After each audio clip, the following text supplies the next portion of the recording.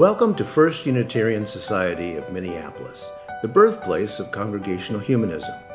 We carry on that tradition of free thought today, dedicated to promoting a free search for truth, meaning, and justice. Our web address is firstunitarian.org. I'm David Breeden, Senior Minister. Welcome.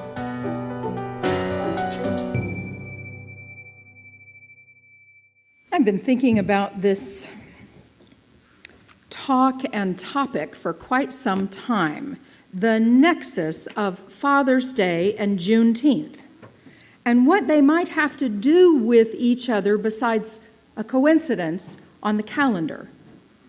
They come next to each other. Father's Day is always the third Sunday in June? It's always the third Sunday in June, and Juneteenth on June 19th. It is a portmanteau, the word. And so they come right together, and I'm always interested in what two disparate ideas can have to do with each other. And I think what they have to do is in the nature of authority. Who says what is and what will be so? And how do we make decisions in our own lives that will reflect the values we ascribe to the authorities that we recognize? As we think about the nature of authority, today viewed through the lens of fathers and governments, I hope we'll keep in mind the shifting nature of authority. When I began thinking about this sermon this idea years ago, my idea of it has shifted since then as the nature of authority has shifted. But always the question, who says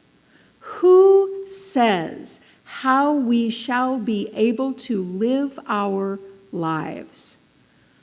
Part of what we say as humanists is that we say how we shall be able to live our lives, and yet we live in nested reality. There are, by necessity, by living as citizens in this city and state and nation and world, laws that govern us. So this notion of who says is important.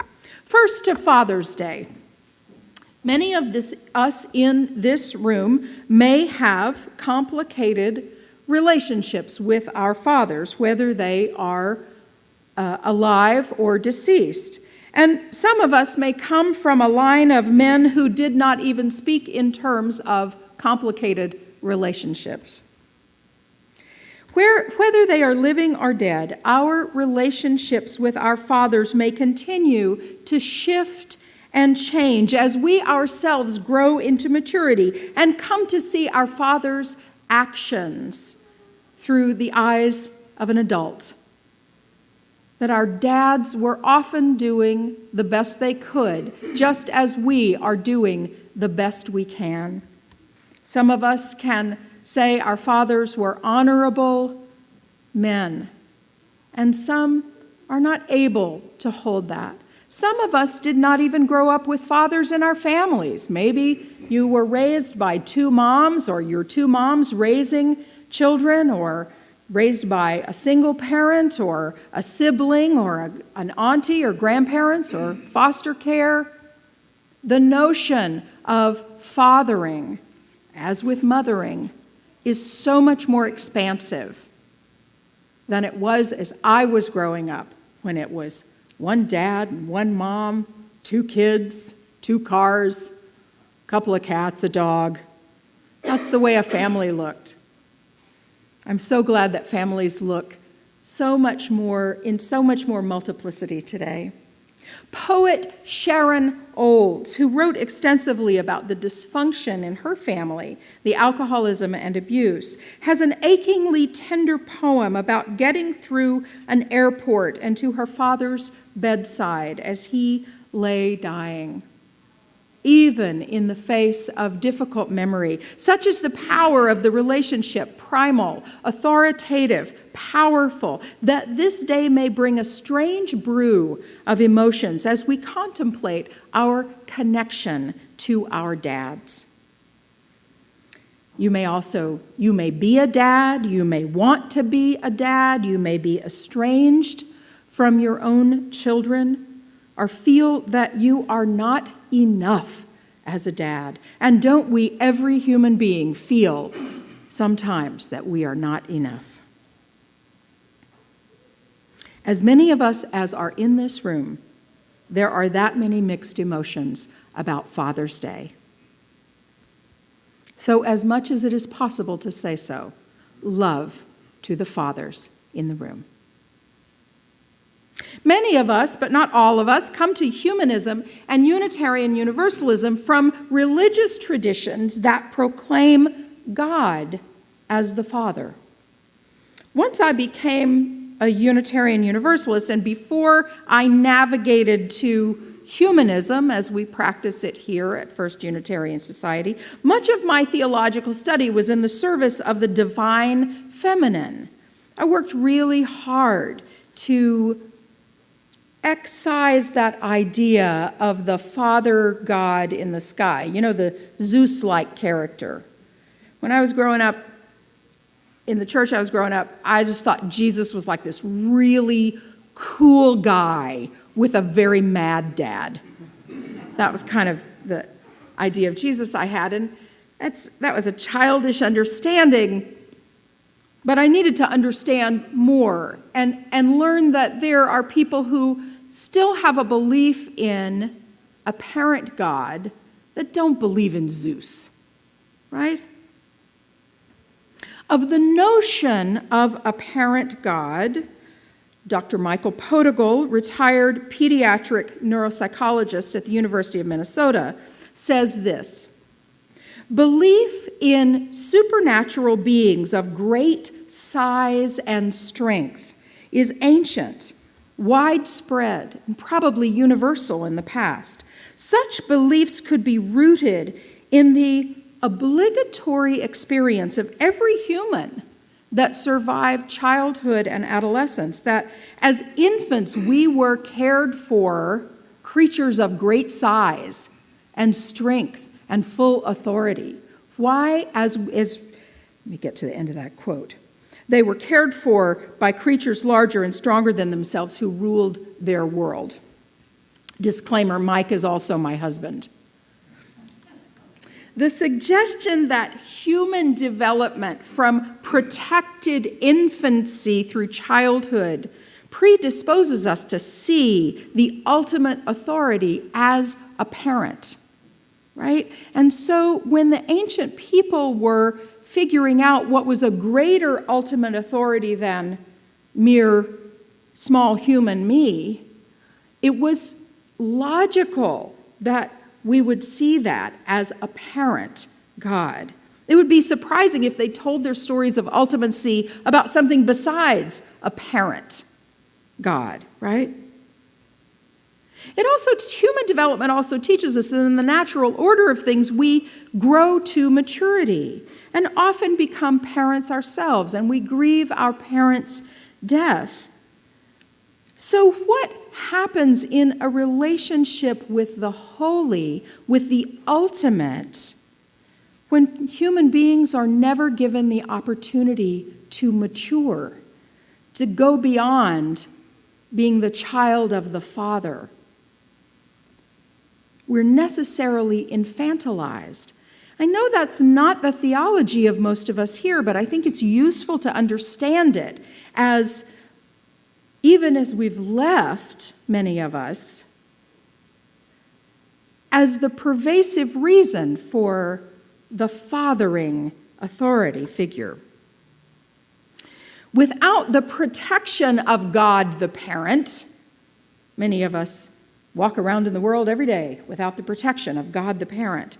I am hopeful that we grow into a kind of spiritual maturity that invites us to practice humility and flexibility and curiosity and courage and grace, to count our blessings, even if we don't rely on a sky parent to bestow them. I want to be very careful here not to denigrate people who are theists, who do understand and have a deep and loving relationship with a God that they name or understand as a parent. I don't want to denigrate that relationship. That's up to them.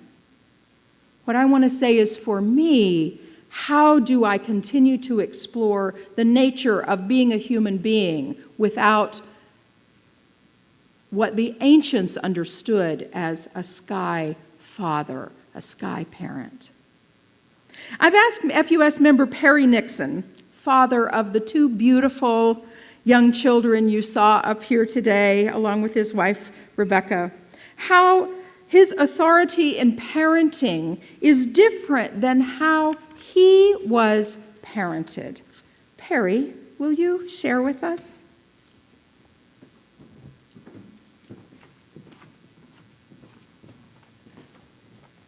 Good morning, brothers and sisters. How are we doing today? We're doing well? Good. Excellent. Thank you, Rev Kelly. I appreciate that. It's interesting when Rev Kelly asked me to give a talk about fatherhood and how it pertains to authority, I was a little stumped because it's just something that I had never thought about before. Obviously, I'm a father, and obviously I'm an authority figure. But what does that really mean, right?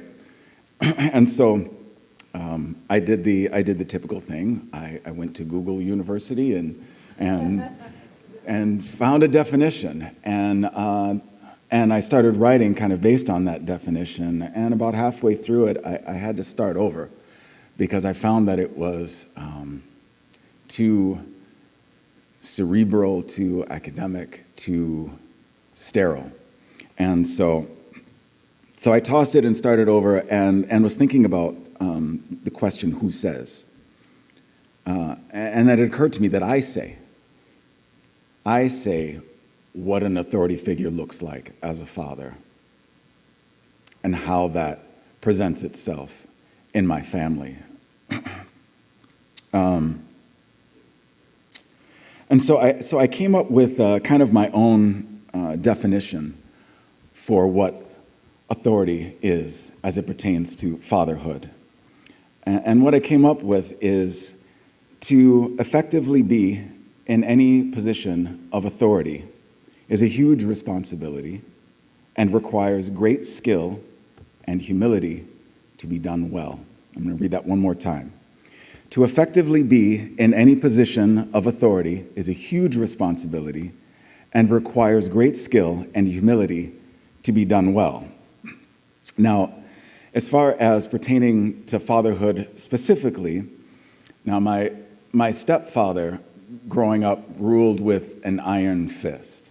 Okay, he was your classic violent, abusive, alcoholic father, right? And so you can imagine what authority looked like for him. Now, my mother, on the other hand, she was no authority figure at all. She was the classic insecure, codependent, battered wife. So you can imagine what authority looked like for her.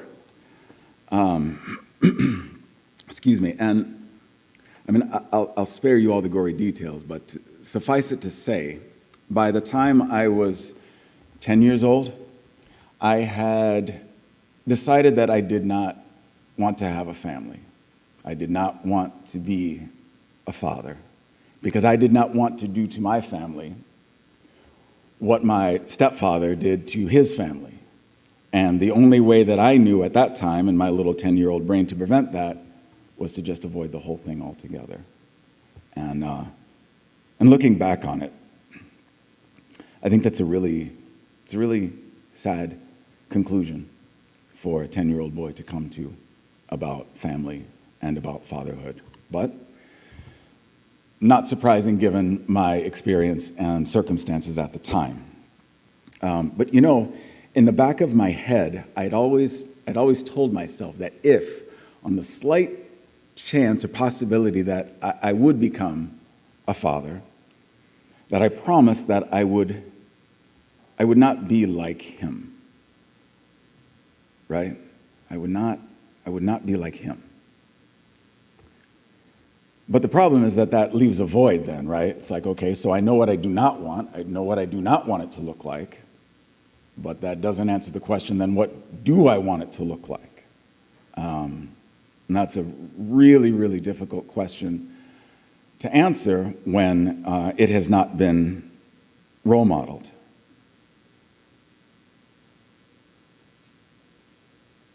And I'm actually going to digress a second if I can. I feel it's necessary to say that, just kind of as a side note, that the influence of historical and cultural trauma that comes from being a descendant of slaves and an oppressed people is very real and very present in my life's story.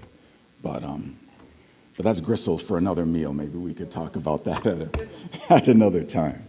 But I do want to acknowledge the effects of slavery and oppression, and that they are generational, and they are deeply psychological. But that's all I'll say about that, unless somebody accused me of talking about critical race theory and we get this place shut down or something like that. So. No, baby.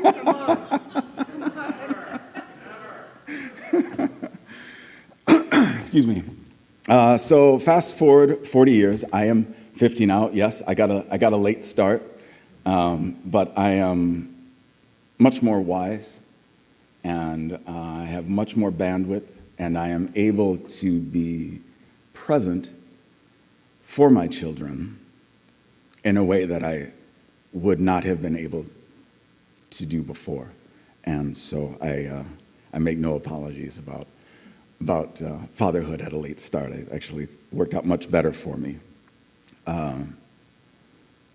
But it has been it's been a difficult journey. You know, I have a very clear idea, yet evolving idea of what father as an authority figure looks like. But it has not been easy coming to that, right? Lots of introspection and therapy and trial and error, and I got a lot wrong. I got a lot wrong. But I'm here now, and I have a wonderful, beautiful family, and they think I'm awesome. My son thinks I'm extremely funny, and I know that's not going to last long. So I'm definitely enjoying it while I can, and I feel so grateful and honored that I get to parent these two beautiful children who I think they're down at the little boat outside now. Oh, good. So anyway, so I was thinking about you know, what it means, what authority as a father means to me specifically. And so I just kind of wrote down a few adjectives that really resonated with me, and I'd like to share those with you now, if I may. Father as an authority figure is empathic. He is humble. He is benevolent. He respects his children's autonomy. He sets clear and fair boundaries, and then enforces clear and fair consequences when those boundaries are crossed. He has high expectations.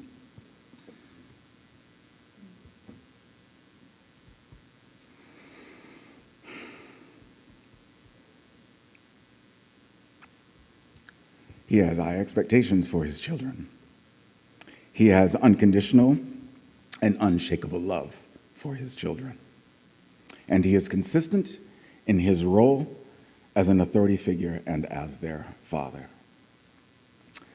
So basically, in a nutshell, I feel like my role as a father lands somewhere in between a democracy and a dictatorship, right?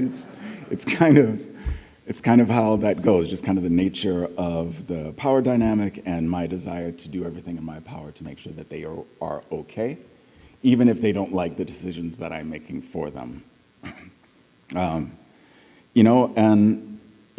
Obviously, if you've seen, my children are quite young, and kind of what Kelly alluded to, I'm basically kind of their God, right? And that's a huge responsibility. And I know that also will not last long. Eventually, sooner or later, hopefully, they will see me for who I really truly am, as a loving but fallible human being. Hopefully they come to that later than sooner, because I like being their God, but they'll get to that. My role as father and authority figure is evolving, and it is changing, and will continue to do so as my children grow, and it is my responsibility as their parent to be flexible and to evolve and grow as they do. And so my hope and my goal is to model authority in such a way that my children respect authority and question authority, right? Don't believe everything that you're told because someone is in a position of authority, okay? And so my hope is that they will practice authority in their own lives with the skill and humility that it deserves. Because one day they will likely find themselves in a position of authority, either professionally or personally. Maybe they will become parents. And so with that in mind, I feel like to be able to positively, effectively role model authority as a father for my children is a beautiful, beautiful gift that I give them. It's a wonderful skill. It's a wonderful gift that I can pass on to them and that they can keep with them for the rest of their lives. And hopefully they will pass that on to the people who they come in contact with. So, with that being said, happy Father's Day, everyone. Thank you. Thank you.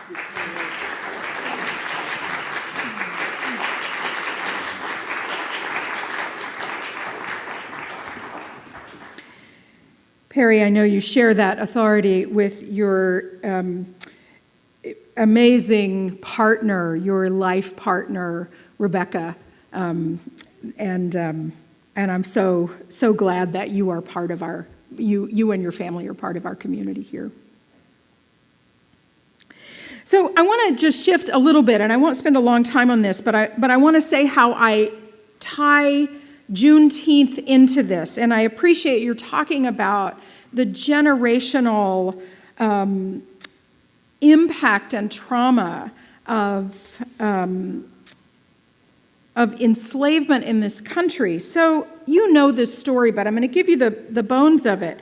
In the midst of the Civil War, Abraham Lincoln signed the executive order, the Emancipation Proclamation, on January 1st, 1863. The war raged on for another 2 years, and on April 1865, General Lee surrendered to General Grant at Appomattox. Lincoln was shot just 5 days later on April 14th. Reconstruction in the federal states began during the war and continued in earnest after it, carried out largely by the Union military in the former Confederate states to ensure emancipation and to prevent violence against the enslaved people who had now been free, as well as to shift the economies from labor from enslavement to paid labor. Okay, April gave way to May, and May gave way to June, and my home state of Texas had not yet recognized the end of the war. Chaos and mayhem were reigning in Texas, the order of the day. Troops had fallen into thievery and looting. These are Confederate troops. Soldiers and civilians plundered the garrison and storehouses. They plundered a train. There were gunpowder explosions. The treasury in Austin was raided. This is not last week. This is 1863. By the end of May, half of the Confederate forces had deserted or been disbanded, and order disappeared into lawlessness in many areas of the state. Into this mayhem, Union General Gordon Granger sailed into Galveston on a steamy Monday, June 19th, to issue this proclamation. The people of Texas are informed that, in accordance with the proclamation from the executive of the United States, all slaves shall be free. It goes on. What he says goes on. But it took the authority of the government that won the war, that kept the Union together, to come in and say, the slaves, the people who are enslaved, are free. Until someone with the authority to say so and to back it up, he came with troops. The people, descended into lawlessness, could just do whatever the heck they wanted to do. And that's why Juneteenth is a day. When I was growing up in Texas, I thought it was just our holiday because I'd learned that piece of Texas history. I didn't learn very much about, I'm not even sure I learned that in school, but I learned it because Juneteenth was a big celebration in Texas and Louisiana and Arkansas. This is only the second year that it is a federal holiday. It's been celebrated in Minnesota for quite some time, but only the second year that it's a federal holiday. That takes a lot of work to get it to be a federal holiday. Who says? Enough people say, this is important, we must recognize this. This is part of our history that we must uphold. What is important is that no one is free until all are free. That's who says. That's why Juneteenth is so important. And so, I love the combination of Juneteenth and Father's Day. I hope that in coming years, when it comes up and you'll think, what do those have to do with each other? And you'll think, oh, I know. It's about authority and who says. We have to be careful about what the government tells us we can do and cannot do.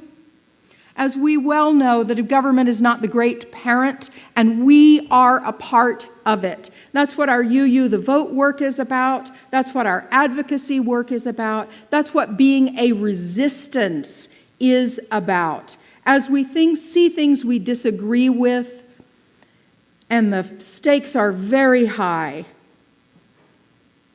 there has always been a resistance, and we are part of that resistance.